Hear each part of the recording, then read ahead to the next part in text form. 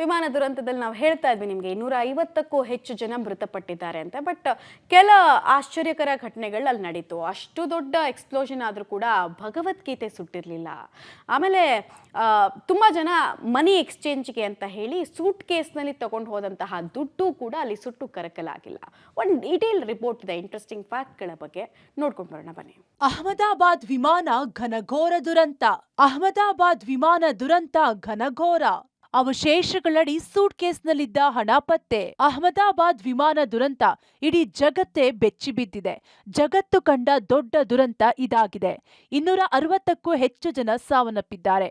Air ಇಂಡಿಯಾದಲ್ಲಿ ಪ್ರಯಾಣ ಮಾಡ್ತಾ ಇದ್ದ 242 ಜನರಲ್ಲಿ 241 ಜನ ಬೆಂಕಿಗಾಹುತಿಯಾಗಿ ಸುಟ್ಟು ಕರಕಲು ಆಗಿದ್ದಾರೆ. ಅದರಲ್ಲಿ ರಮೇಶ್ ವಿಶ್ವಾಸ್ ಕುಮಾರ್ ಎಂಬುವ ವ್ಯಕ್ತಿ ಮಾತ್ರ ಬದುಕಿ ಉಳಿದಿದ್ದಾನೆ. ಎಲ್ಲರೂ ಕೂಡ ಸುಟ್ಟು ಕರಕಲಾಗಿದ್ದು ಅವರು ತಂದಿದ್ದ ದುಡ್ಡು ಮಾತ್ರ ಸುಟ್ಟಿಲ್ಲ. ನೋಡಿ, ಮನುಷ್ಯ ಏನೇ ಸಂಪಾದನೆ ಮಾಡಿದ್ರೂ ಏನನ್ನು ಹೊತ್ತುಕೊಂಡು ಹೋಗಲ್ಲ ಅಂತಾರೆ, ಅದು ನಿಜ.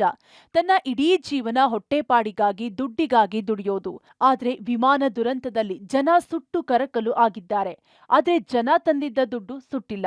ಅವಶೇಷಗಳ ಪತ್ತೆ ವೇಳೆ ಭಗವದ್ಗೀತೆ ಪುಸ್ತಕ, ಕೃಷ್ಣನ ವಿಗ್ರಹದ ಜೊತೆಗೆ ದುಡ್ಡು ಕೂಡ ಪತ್ತೆಯಾಗಿದೆ. ಸುಡದೇ ಇರುವ ದುಡ್ಡನ್ನ ಕ್ರೋಢೀಕರಿಸಿದ್ದಾರೆ. ವಿಮಾನ ದುರಂತದಲ್ಲಿ ಜನ ಸುಟ್ಟು ಸತ್ತರೂ ದುಡ್ಡು ಮಾತ್ರ ಸುಟ್ಟಿಲ್ಲ. ನಿಜಕ್ಕೂ ಈ ಘಟನೆ ಘೋರ ದುರಂತ.